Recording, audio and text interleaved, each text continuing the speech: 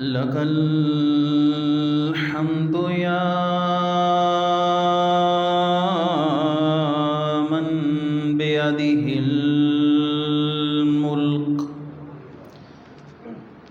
وهو على كل شيء قدير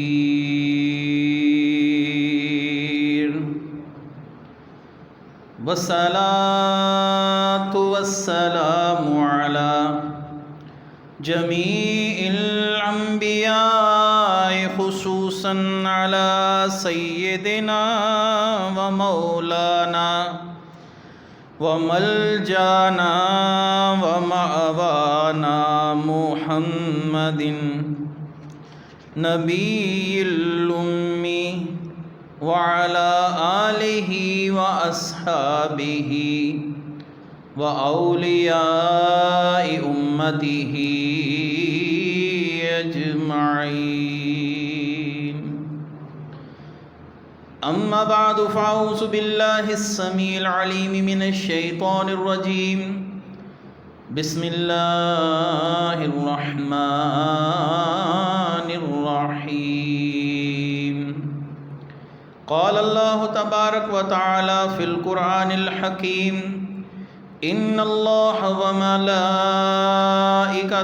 يصلون على النبي يا أيها الذين آمنوا صلوا عليه وسلموا تسليما. الصلاة والسلام عليك يا رسول الله. الصلاة والسلام عليك يا نبي الله.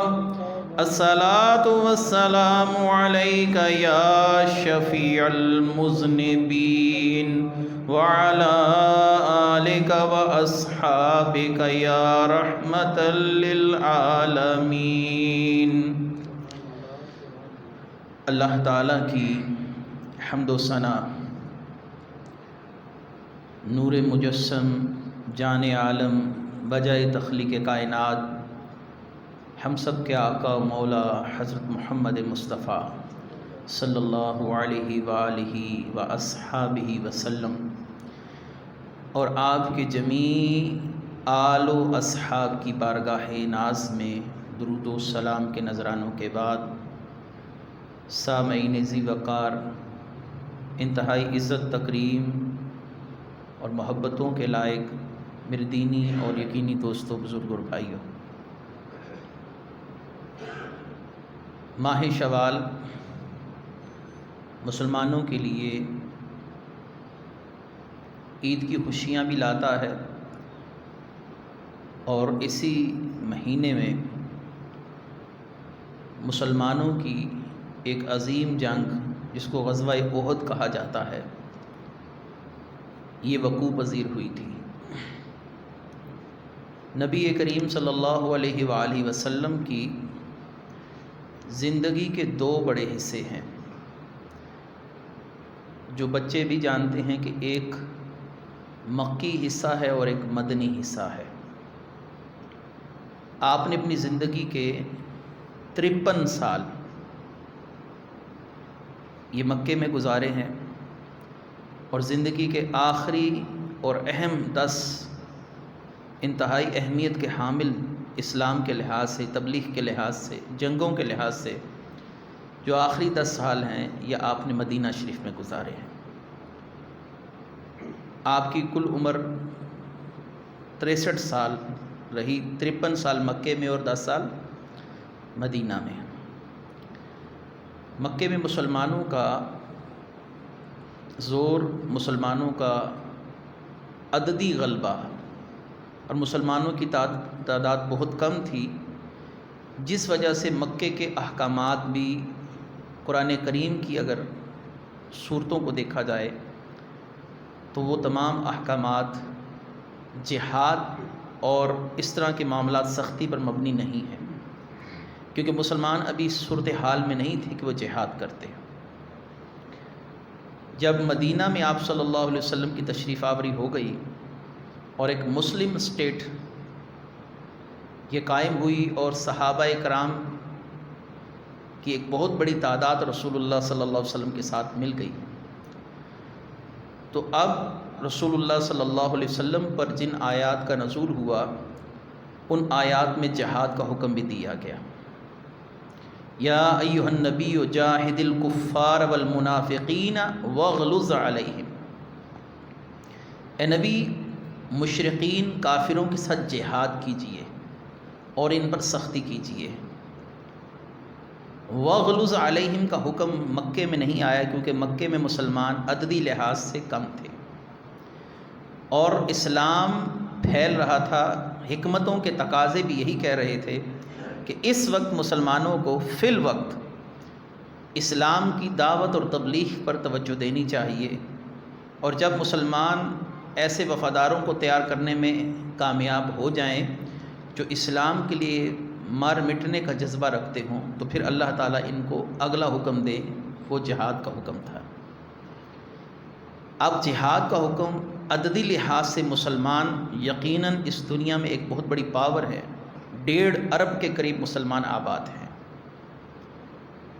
اور آج کوئی عددی لحاظ سے یہ نہیں کہہ سکتا کہ مسلمان اس قابل نہیں کہ اب جہاد نہ کر سکے۔ مدینہ ایک مسلمان اسٹیٹ تھی، وہی رومن امپائر کے ساتھ لڑ رہی تھی، مدینہ ہی کیسر و کسریٰ کی اینٹ سے اینٹ بجا رہی تھی، مدینہ کی ریاست سے ہی احکامات صادر ہو رہے تھے، اور مسیلمہ کذاب جیسے خبیثوں کو تلواروں کے ذریعے زیر تحت اسلام کیا جا رہا تھا۔ ایک ریاست نے پوری دنیا کو اسلام کے راستے پر گامزن کیا۔ آج 57 ممالک ہیں، کچھ نہیں کر سک رہے۔ لمحہ فکریہ ہے ہم سب کے لیے، نومولود ریاست ہے، ابھی نئی نئی بنی ہے، رسول اللہ صلی اللہ علیہ وسلم کے پاس وفد آ رہے ہیں، دین اسلام سیکھ رہے ہیں، اور یہاں پر مسلم امہ کی ریاستیں سال ہا سال سے صدیوں سے قائم ہیں، فوجی قوت بھی ہے، سب کچھ ہے، لیکن آج لڑنے کا جذبہ نہیں ہے۔ غزوہ احد کی طرف آنے سے پہلے میں ادھر ایک اہم نقطے کی طرف آپ کی توجہ دلانا چاہتا ہوں۔ آپ کی جو آنے والی نسلیں ہیں، ان نسلوں کے ذہنوں میں ایک چیز باور کی جا رہی ہے کہ آپ تک جو اس محراب اور منبر سے پیغام پہنچتا ہے وہ صحیح نہیں۔ صحیح پیغام تو یہی ہے کہ رسول اللہ صلی اللہ علیہ وسلم رحمت للعالمین تھے، آپ دشمن کو معاف کر دیتے تھے، کوڑا پھینکنے والی عورت کو بھی آپ نے معاف کر دیا۔ یہ رسول اللہ صلی اللہ علیہ وآلہ وسلم کی رحمت للعالمینی کے قصے کیوں سنائے جاتے ہیں؟ اس لیے کہ نئی آنے والی نسل کے ذہن سے یہ بات نکال دی جائے کہ رسول اللہ صلی اللہ علیہ وآلہ وسلم تلوار لے کر نہیں آئے، اور جب یہ بات نکل جائے گی تو آپ میں جہاد کا جذبہ بھی نکل جائے گا۔ جب میں دلائل سے ہی آپ کو بات ثابت کر دوں کہ جہاد کرنا ہمارے نبی کی سنت ہے، تو یقیناً ہر مسلمان کے دل میں جہاد کرنے کا اگر جذبہ نہیں بھی پیدا ہوتا تو وہ جہاد کو برا نہیں کہے گا۔ رسول اللہ صلی اللہ علیہ وآلہ وسلم کی زندگی کے آخری 10 سال اگر غور کیا جائے، ان 10 سالوں میں 27 ایسی جنگیں ہوئی ہیں جن میں آپ صلی اللہ علیہ وسلم نے خود شرکت فرمائی ہے۔ 27 جنگیں آخری 10 سال میں، جن کو غزوات کہا جاتا ہے، ایسے رہے کہ جن میں آپ خود تشریف لے کر گئے، بنفس نفیس تشریف لے کر گئے۔ تو اگر اس لحاظ سے دیکھا جائے تو ہر سال کی اوسط نکال لی جائے تو کم و بیش 3 جنگیں رسول اللہ نے ہر سال لڑی ہیں، اور پھر آپ کے حکم پر جو صحابہ کرام نے جا کر محاذ آرائی کی، اس کو ہم سریہ بولتے ہیں۔ رسول اللہ کی زندگی میں صحابہ کرام کو 48 محاذوں پر بھیجا گیا، 27 میں آپ خود شریک ہیں، اس کے علاوہ 48 ہیں، تو کل ملا کر یہ تعداد 74 کے قریب پہنچ جاتی ہے۔ یعنی ہر سال کی اب اوسط نکالی جائے تو رسول اللہ صلی اللہ علیہ وسلم کے ہر سال زندگی کے آخری 10 سالوں میں کم از کم 8 جنگیں لڑی گئی ہیں۔ آپ نے فرمایا انا نبی الملاحم، میں نبی رحمت بھی ہوں اور میں اللہ کے باغیوں کے لیے تلوار لے کر بھی آیا ہوں۔ یہ کیوں نہیں بتایا جاتا امت کو؟ کیا کبھی کسی نے رسول اللہ صلی اللہ علیہ وسلم کے تلواروں کے نام سنے ہیں؟ آپ نے اپنی آخری 10 سالہ زندگی میں 9 تلواریں استعمال کی ہیں۔ تلوار کا مطلب ہوتا ہے سیدھا سیدھا جہاد، کہ غلط بات پر کوئی سمجھوتا نہیں کیا جائے گا۔ آپ صلی اللہ علیہ وآلہ وسلم کی تلواروں کے نام میں حصول برکت کے لیے پڑھ دیتا ہوں۔ حضور سیدنا پیر میر علی شاہ صاحب رحمۃ اللہ علیہ نے فرمایا یہ تلواریں 9 نہیں 10 ہیں، بعض نے کہا یہ 9 ہے۔ میں حضور پیر صاحب کی جو تلواروں کے نام انہوں نے لکھے ہیں اپنی کتاب السیرۃ النبویہ میں، وہ بتاتا ہوں۔ الماسور یہ پہلی تلوار ہے جو رسول اللہ صلی اللہ علیہ وسلم نے استعمال فرمائی۔ دوسری تلوار آپ صلی اللہ علیہ وسلم کی القزیب، یہ اس کا نام تھا۔ آپ صلی اللہ علیہ وسلم نے اس سے کفار کے خلاف جہاد کیا۔ تیسری تلوار القلعی، یہ تیسری تلوار ہے، اور چوتھی الحتف، یہ ہمارے آقا کی چوتھی تلوار ہے۔ آپ صلی اللہ علیہ وسلم تلواریں پسند کرتے تھے اور تلواروں کے نام بھی ہوتے تھے۔ اور المنہدم اور الرسوب، السمامہ، اللحیف، ذوالفقار، یہ وہی تلوار ہے جو آپ نے مولا علی کو دی تھی۔ لا فتح الا علی، لا سیف الا ذوالفقار، علی جیسا جوان کوئی نہیں، ذوالفقار جیسی تلوار کوئی نہیں۔ یہ جو شعر پڑھا جاتا ہے، یہ ذوالفقار رسول اللہ کی تلوار تھی جو آپ نے مولا علی کو دی تھی۔ اور مولا علی کرم اللہ وجہہ الکریم کے لیے جو یہ شعر کہا جاتا ہے، یہ اسی تلوار ذوالفقار کے لیے ہے۔ اور بتار، یہ رسول اللہ صلی اللہ علیہ وسلم کی تلواروں کے نام ہیں۔ ایک سال کے اندر اگر 8 جنگیں لڑی جا رہی ہوں اور ہمارے نبی نے کم و بیش 10 تلواریں استعمال کی ہوں، تو اب بتائیے کہ اس امت کے ذہن میں آپ کیا بات ڈال رہے ہیں؟ اسلام اس امن کا درس دیتا ہے جس کے اندر آپس میں ماننے والے اللہ کو ایک ماننے والے ہوں، رسول کی رسالت کا اقرار کرنے والے ہوں۔ ان کو کہا گیا وَاعْتَصِمُوا بِحَبْلِ اللَّهِ جَمِيعًا وَلَا تَفَرَّقُوا، آپس میں مل کے رہو، تفرقے میں نہ پڑو۔ اور جب کفار کی باری ہے تو اللہ نے فرمایا یا ایھا النبی جاہد الکفار، کفار کے ساتھ جہاد کرنا ہے، ان کے ساتھ کوئی سختی والا جو پہلو ہے وہی اپنا کے رکھنا ہے۔ تو یہ نرمی کا جو پہلو ہے آپ صلی اللہ علیہ وسلم کا، یہ ان لوگوں کے لیے ہے جنہوں نے اللہ تعالیٰ کی اطاعت کی، اور بالفرض اگر ان سے کوئی گناہ ہوا تو آپ کے دروازے رحمت پر آئے تو آپ صلی اللہ علیہ وسلم نے ان کے ساتھ محبت والا معاملہ کیا۔ 3 صحابہ، یہ کعب بن مالک،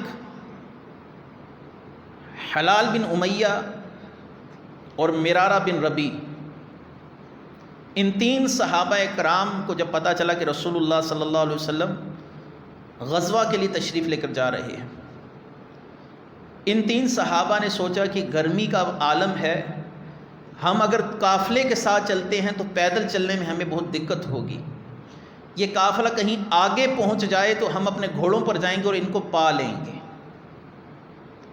یہ نہیں کہا کہ ہم نے نہیں جانا، یہ سوچا کہ یہ چلے جائیں اور جب منزل مقصود کے قریب پہنچنے لگیں گے تو انشاءاللہ ہم ان کو پا لیں گے، کیونکہ پیدل چلنے میں دھوپ میں تکلیف ہوتی ہے، تو ہم کچھ دیر کے بعد ان تک پہنچ جائیں گے، اس طرح ہمارا وقت کم لگے گا۔ ان 3 صحابہ کے نام ہیں کعب بن مالک، حلال بن امیہ اور مرارہ بن ربیع۔ اور اس کے علاوہ بہت سے منافقین مدینے میں رکے رہے کہ ہمیں کیا ضرورت ہے جہاد پر جانے کی، مر گئے تو بچوں کو کون دیکھے گا۔ تو یہاں سے پتہ لگا اس وقت جو مسلم امہ کا رویہ ہے وہ منافقانہ رویہ ہے۔ صحابہ کرام رضوان اللہ تعالیٰ علیہم کو جب رسول اللہ صلی اللہ علیہ وسلم کی طرف سے منادی کرنے والے نے کہا کہ رسول اللہ فرماتے ہیں کہ اپنے ہتھیار باندھ لیے جائیں، کسی نے نہیں پوچھا کہاں جانا ہے، انہوں نے کہا اب نوکر کیا اور نخرہ کیا، پھر جب آقا نے کہہ دیا پھر اپنے آقا کے ساتھ ہی جانا ہے۔ جب اسلام کی آواز آ گئی کہ جہاد کرنا ہے تو پھر کرنا ہے۔ منافقین یہ سوچ رہے تھے کہ ہم جائیں نہ جائیں، لہٰذا منافقین کے علاوہ صرف 3 صحابہ مدینے میں رہے اور رسول اللہ صلی اللہ علیہ وسلم اپنے لشکر کے ساتھ تشریف لے گئے۔ آپ نے صحابہ سے بس اتنا پوچھا کہ کعب بن مالک کہاں ہیں؟ صحابہ نے کہا ہمیں تو نہیں ملے، شاید وہ تشریف نہیں لائے، بس آپ نے اتنا ہی سوال پوچھا۔ دن گزرتے رہے، کعب بن مالک کہتے ہیں کہ طبیعت میں سستی آتی گئی، چلو کل چلے جائیں گے، کوئی بات نہیں، کل چلے جائیں گے، کل چلے جائیں گے۔ ایسے کرتے کرتے کئی دن گزر گئے۔ پھر ایک دن دل میں آیا کہ اب تو کافی دور پہنچ گئے ہوں گے، چلیں کوئی بات نہیں، واپس آ جائیں تو معذرت کر لیں گے۔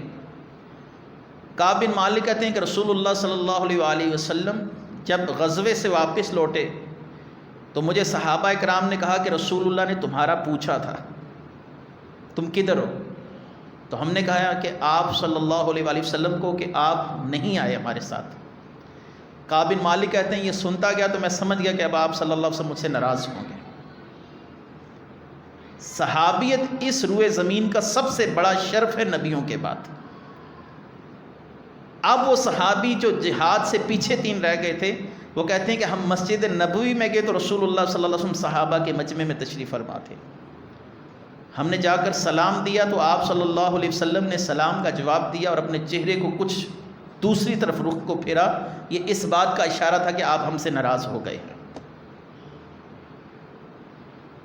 ہم نے اپنا عذر پیش کیا، یا رسول اللہ صلی اللہ علیہ وسلم ہم سستی کی وجہ سے پیچھے رہ گئے تھے، ہمیں اپنے بچوں اور بیوی کی فکر نہیں تھی، ہم یہ سوچ رہے تھے کہ آپ آگے پہنچ جائیں ہم پیچھے آ جائیں گے، لیکن پھر سستی غالب آئی، ہم نہیں آ سکے۔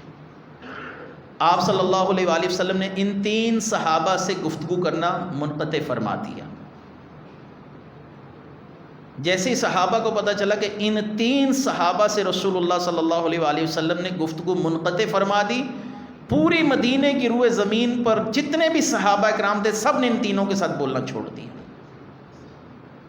اور جذبہ دیکھیں مسلمانوں کا کہ کعب بن مالک کی بیوی کہنے لگی اے کعب تم میرے شوہر ہو لیکن میں تمہارے ساتھ گفتگو نہیں کروں گی کیونکہ رسول اللہ تم سے ناراض ہیں۔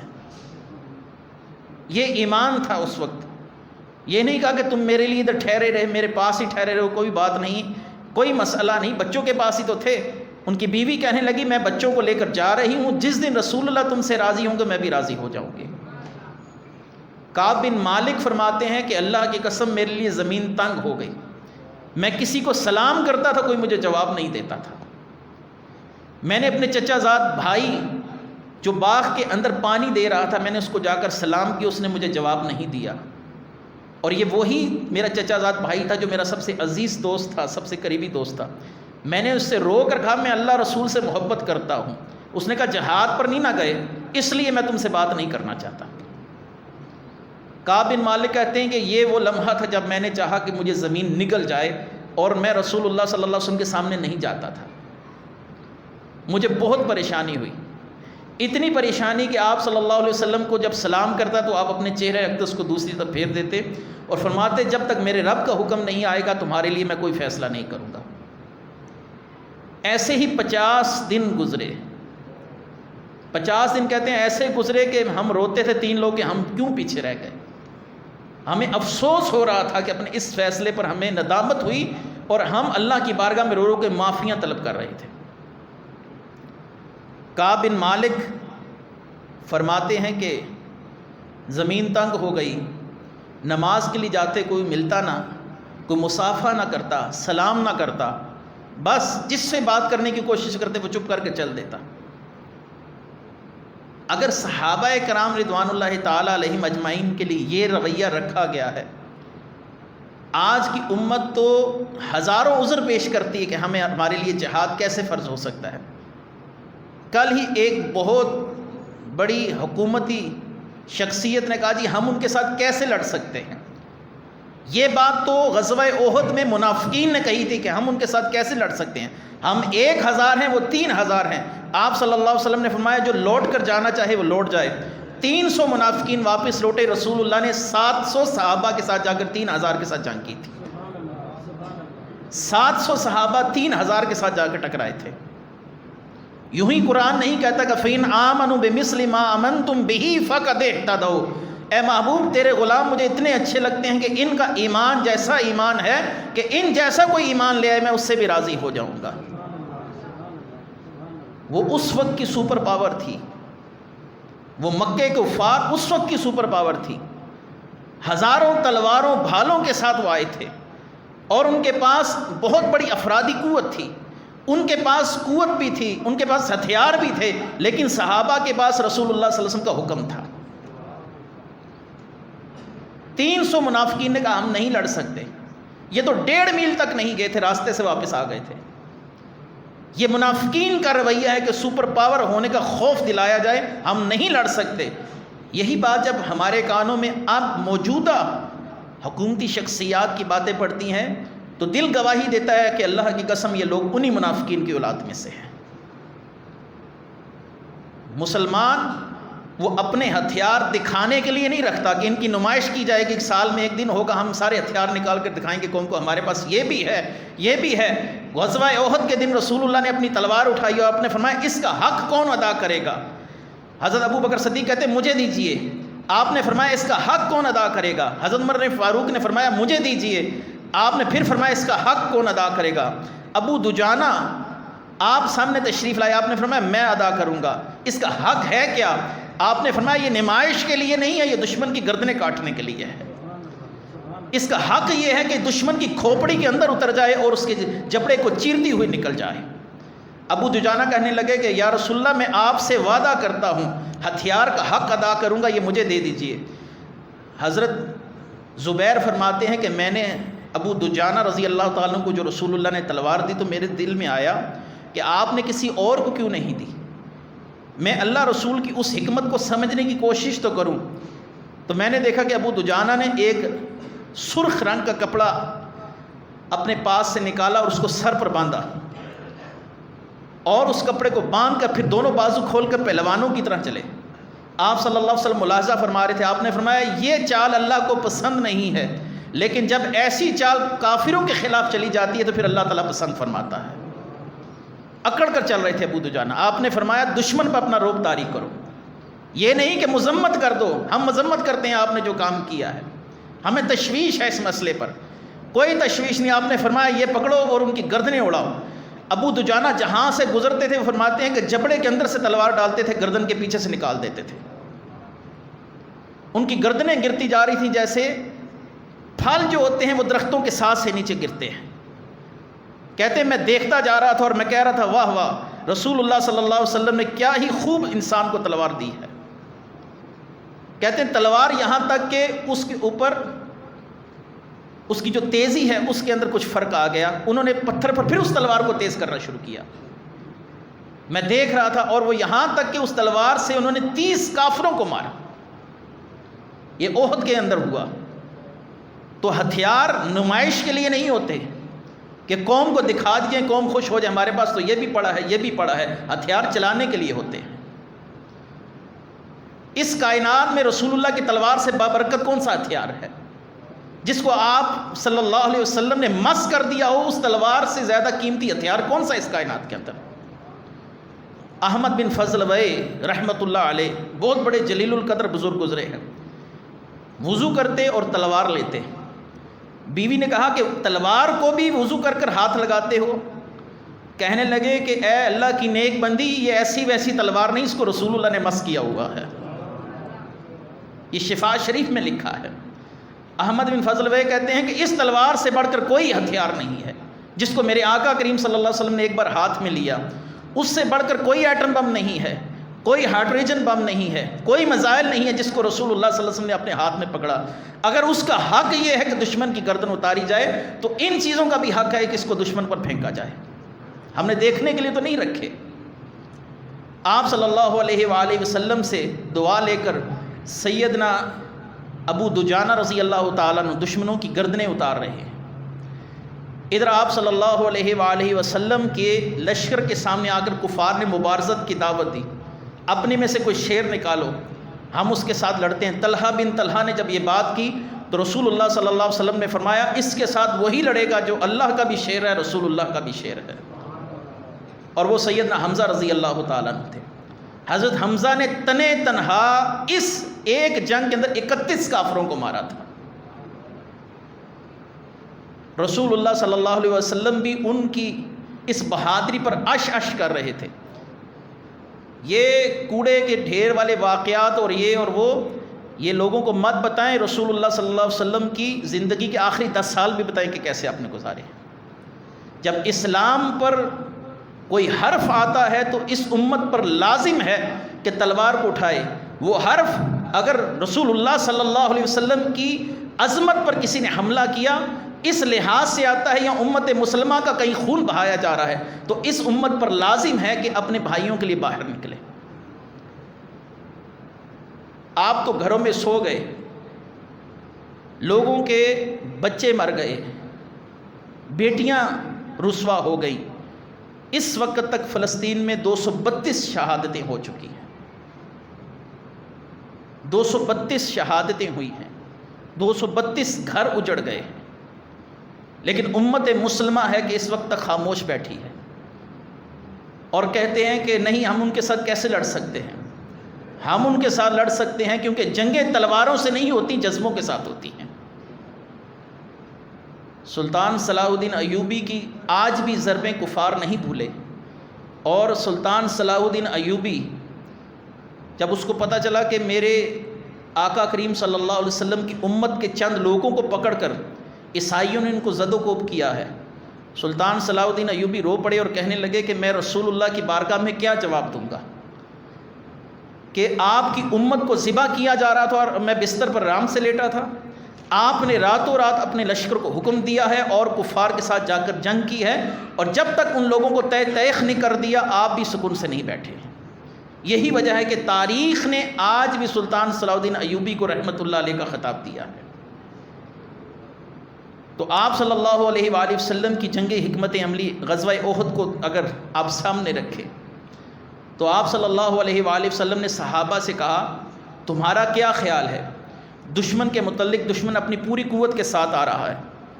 حضرت سعد بن معاذ رضی اللہ تعالیٰ عنہ جو غزوہ بدر میں بڑی بہادری کے ساتھ لڑے تھے، پھر پکار اٹھے، یا رسول اللہ صلی اللہ علیہ وسلم ہم مسلمان ہیں، ہم موت سے نہیں ڈرتے۔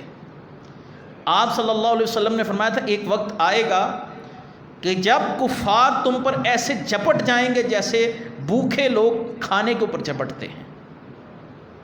صحابہ نے کہا یا رسول اللہ صلی اللہ علیہ وسلم یہ کیسے ممکن ہے کہ کفار ہم پر جھپٹ جائیں اور ان کے دلوں سے ہمارا خوف نکل جائے؟ آپ نے فرمایا یہ اس وقت ہوگا جب تمہیں اپنے گھر والے عزیز ہوں گے، تمہیں اپنی زندگی عزیز ہوگی، تم موت سے کراہت محسوس کرو گے۔ جب تک مسلمان موت سے محبت کرتا رہا اس وقت تک مسلمان کی تلوار ان کی گردوں کے اوپر رہی۔ آج ہمیں اپنی زندگی عزیز ہوئی، ہم کشکول لے کر ان کے سامنے بیٹھ کر، تو آپ صلی اللہ علیہ وآلہ وسلم کے خلاف یہ جو محاذ آرائی کی گئی غزوہ احد، اس کے اندر 50,000 دینار کا اسلحہ، 50,000 درہم کا اسلحہ استعمال کیا گیا۔ یہ کوئی کم اسلحہ نہیں ہے۔ اور ادھر صحابہ اکرام رضوان اللہ تعالیٰ علیہم اجمعین کو رسول اللہ صلی اللہ علیہ وسلم نے یہ بھی بتا دیا تھا کہ میں نے کل رات کو خواب دیکھا ہے کہ میری تلوار کے جو دندانے ہیں یہ کچھ ٹوٹ گئے ہیں اور میں ایک بیل کو ذبح کر رہا۔ صحابہ نے کہ اس کی تعبیر کیا ہے؟ آپ صلی اللہ علیہ وسلم نے فرمایا تم میں سے بہت سو کو شہادتیں ملیں گی اور مسلمانوں کو نقصان بھی اٹھانا پڑے گا، لیکن آخر کار فتح حق کی ہی ہوگی۔ اب جب یہ سن لیا صحابہ نے کہ ہم میں سے بہت سو کو شہادتیں ملیں گی، تو ان کو چاہیے تو کہہ دیتے یا رسول اللہ صلی اللہ علیہ وسلم ہمیں کیا ضرورت ہے بیوی بچوں کو ایسے چھوڑ کے جانے کی، آپ کو پتہ جو چل گیا ہم نے مارے جانا ہے۔ لیکن ہر صحابی کہتے ہیں یا رسول اللہ دعا کیجیے کہ ان شہید ہونے والوں میں بھی شامل ہو جاؤں۔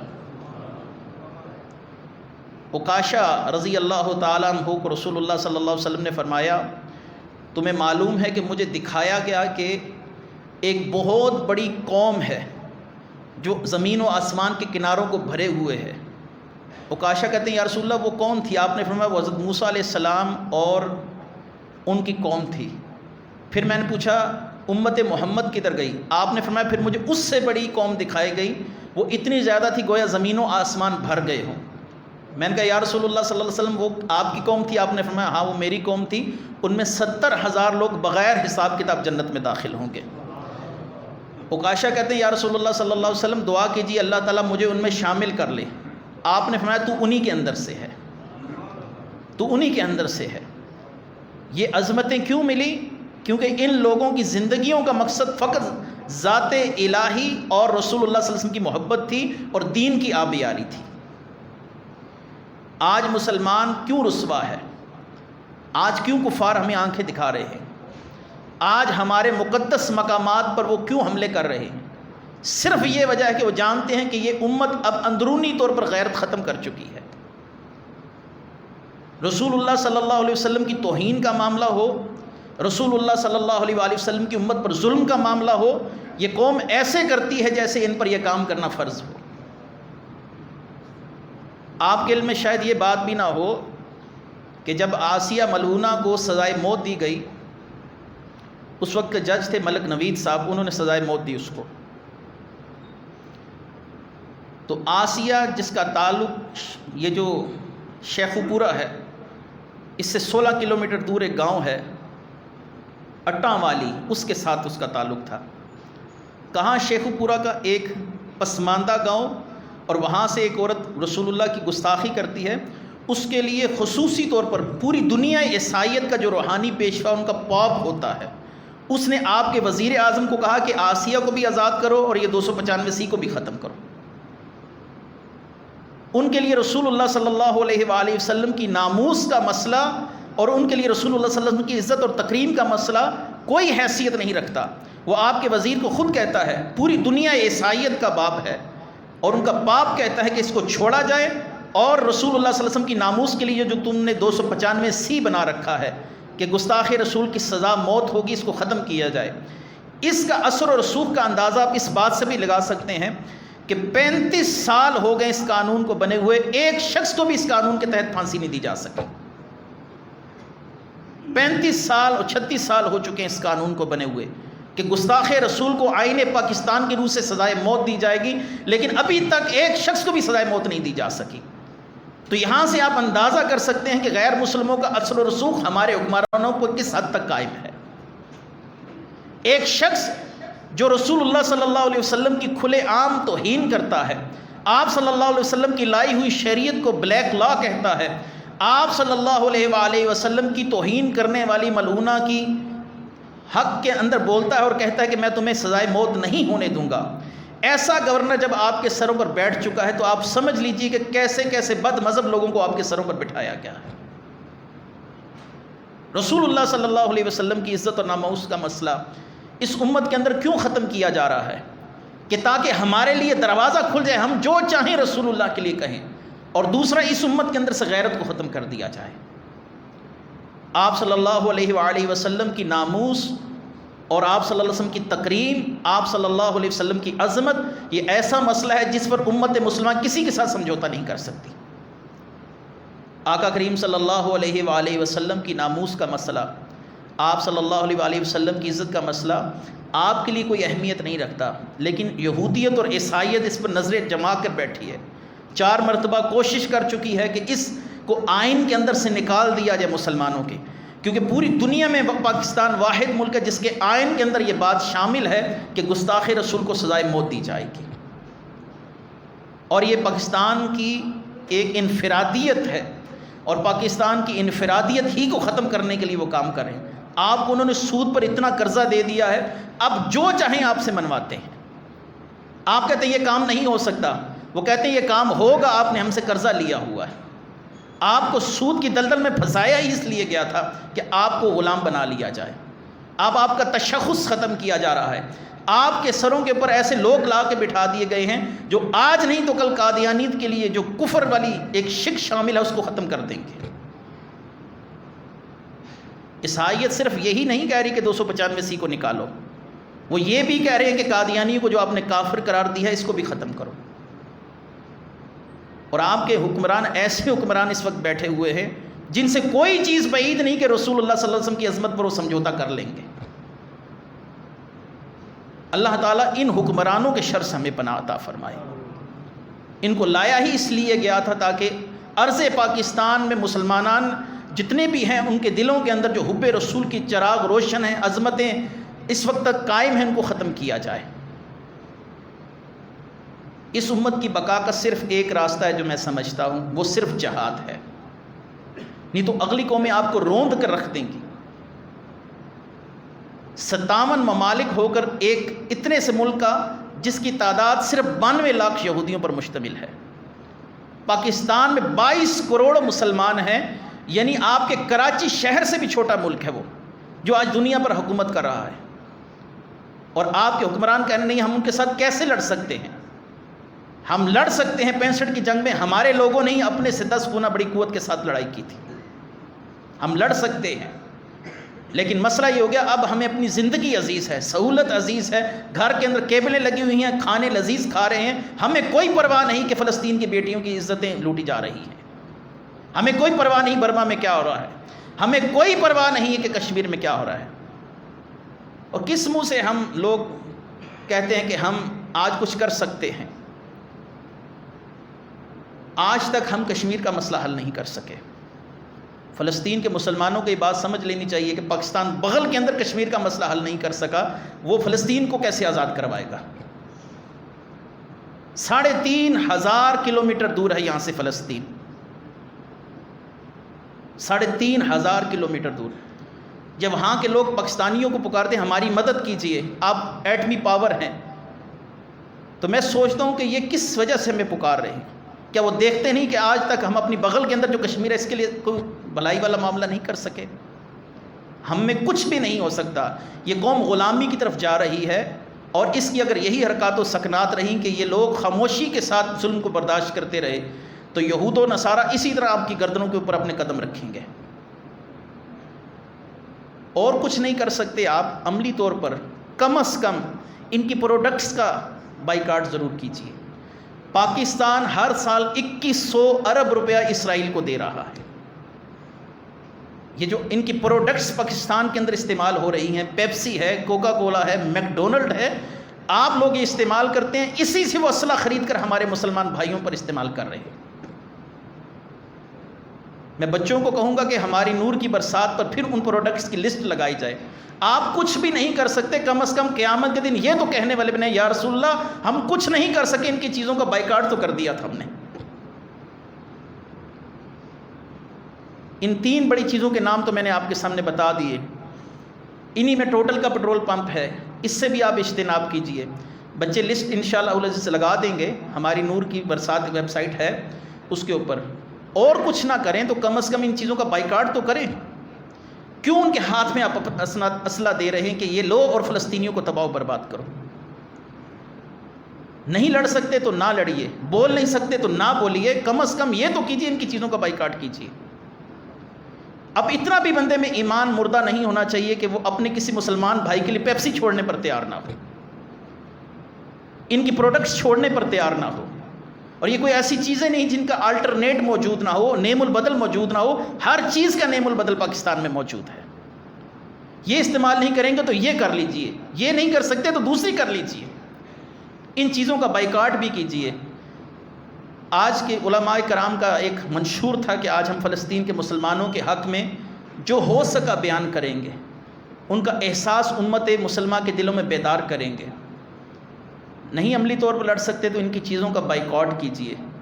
انشاءاللہ العزیز میں انشاءاللہ ممبر رسول پر خود تو عزم کرتا ہوں کہ یا اللہ میں نے جو پہلے استعمال کیا میں اس سے توبہ کرتا ہوں اور آئندہ سے نہیں کروں گا۔ آپ بھی مسجد میں بیٹھ کر اللہ سے یہ وعدہ کیجئے کہ ہم بھی استعمال نہیں کریں گے۔ وآخر دعوانا الحمد للہ رب العالمین۔